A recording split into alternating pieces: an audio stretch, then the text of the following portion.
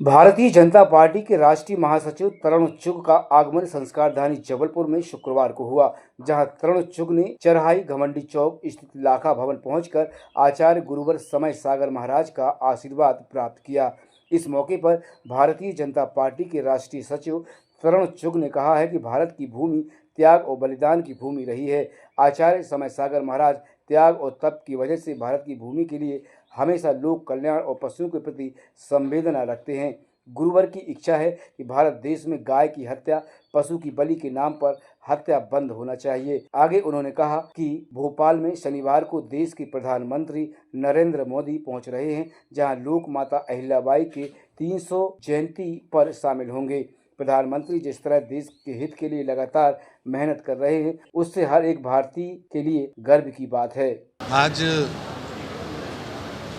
स्वर्ग जैसी तीर्थहल्ली में आचार्य जी का आशीर्वाद लेने के लिए मैं आया हूँ। बहुत गौरव महसूस कर रहा हूँ, बहुत शांति मिली है। भारत की भूमि त्याग की भूमि है और किस तरह गुरु महाराज का त्याग देखकर हम सबको प्रेरणा मिलती है और त्याग के साथ साथ उनका जीवन भी मानवता के लिए उन्होंने लगा रखा है। हमें अपने रिश्तेदारों की चिंता रहती है, मित्रों की चिंता रहती है, उनके मन में चिंता है जीव जंतुओं की चिंता, पशुओं की चिंता। जिनके मुख में जुबान नहीं है उनके लिए भी क्या किया जा सकता है। मैं समझता हूँ ये अद्भुत जगह है और पूज्य आचार्य जी का चिंतन, उस चिंतन में भारत के संस्कृति की, भारत की आइडियोलॉजी की, भारत के विचार की खुशबू आ रही है। ये चिंतन पूरे विश्व का मार्गदर्शन कर रहा है और ये विश्व के कोने कोने में जाना चाहिए। और जो संकल्प महाराज जी का है कि पशु हत्या बंद होनी चाहिए, इंडिया की जगह भारत का प्रयोग होना चाहिए, भारत की सनातन संस्कृति को आगे बढ़ना चाहिए, हाथ से करने वाले चीज़ों से ज़्यादा लोगों को रोज़गार मिलना चाहिए, ये सभी बातें मानव कल्याण की बात है। मैं इससे बहुत प्रभावित हुआ हूँ और मेरा भगवान से प्रार्थना है कि ऐसे महापुरुषों का आशीर्वाद सदा मिलता है। प्रधानमंत्री मोदी जी ने अपना पूरा जीवन राष्ट्र हित में और गरीब कल्याण के लिए लगाया। 26 मई 2014 के बाद भारत के प्रधान सेवक बनने के बाद देश के अंदर गरीब के लिए सरकार कैसे काम कर सकती है उन्होंने प्रैक्टिकल करके दिखाया। गरीब के घर में भोजन पहुँचे, गरीब की झोंपड़ी में शौचालय पहुँचे, गरीब की झोंपड़ी में पीने का पानी पहुँचे, गरीब की झोंपड़ी में रसोई गैस कैसे पहुँचे, गरीब की मेडिकल सुरक्षा कैसे हो, गरीब की 1 रुपया देने पर एक्सीडेंटल सुरक्षा कैसे हो। यानी प्रधानमंत्री नरेंद्र मोदी की सरकार का सबसे महत्वपूर्ण काम है इस देश के अंदर गरीबों को एम्पावर्ड करना और उस तप में वो निरंतर कार्य कर रहे हैं और उनके द्वारा देश के अंदर आज 80 करोड़ गरीबों के घर पर फ्री राशन पहुंचे। दूसरा, उन्होंने भारत के मान सम्मान को, भारत के सेना की वीरता को विश्वव्यापी बनाया। आज भारत की सेना की धमक व चमक पूरा विश्व मान रहा है और मैं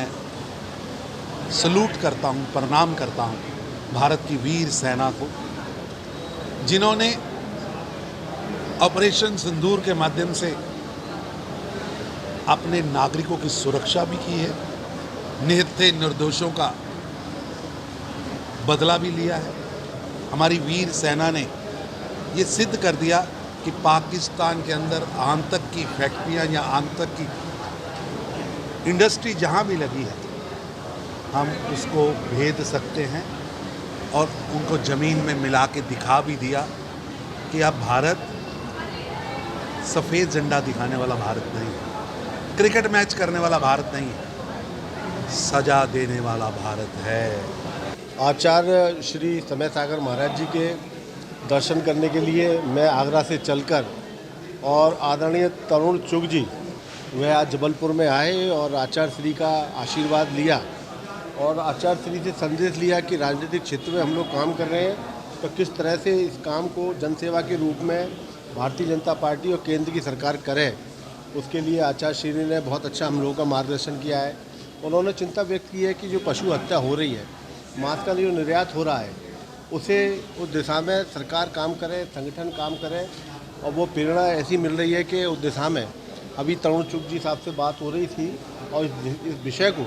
हम लोग उचित स्थान पर रखेंगे कि किस तरह से देश के अंदर पशुओं की जो हत्या है उसे रोकने में हम लोग कुछ कार्य कर सकें और सामाजिक दायरे में रहकर परिवार की जो चीज़ें हैं, परिवार जो विघटन हो रहा है,